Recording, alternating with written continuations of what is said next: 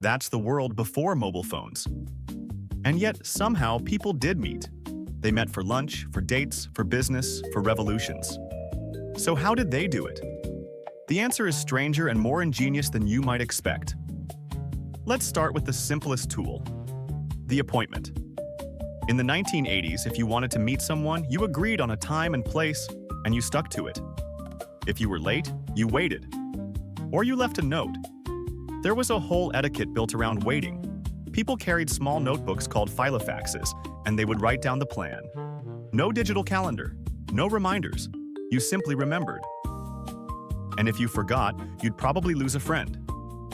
But what if the plan changed? That's where the miracle of the landline came in.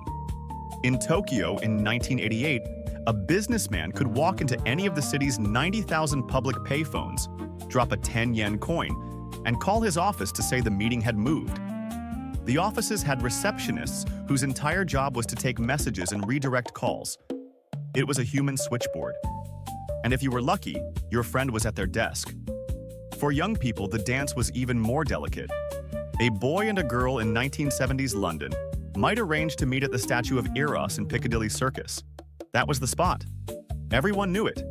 You'd stand there, scanning faces, hoping you'd recognize each other from the party last week. If one of you didn't show, you'd try again next week, or you'd call their home phone, which meant talking to their parents first. That's a kind of courage that texting has made almost extinct. Then there were the massive group meetups. In Rome in 1990, a group of students would agree to meet at the Spanish Steps at a certain hour. If someone was late, they'd look for a friend's bicycle or a jacket left on a bench as a marker. People developed a whole visual language for saying, "I'm here," without words. But my favorite example comes from 1987 in Prague. A young man named Petr wanted to meet his girlfriend, but she had no phone. So he wrote her a letter. On the envelope, he drew a tiny map showing the bench where he'd wait, under a specific chestnut tree, every Tuesday at 6 p.m. She'd read the letter, fold it into her purse, and arrive. That's the real miracle, not the phone signal, but the trust. Trust that the other person would show up, exactly where and when you said. So the next time you get a "running 5 minutes late" text, remember, before mobiles, every meeting was a leap of faith. And somehow, it worked.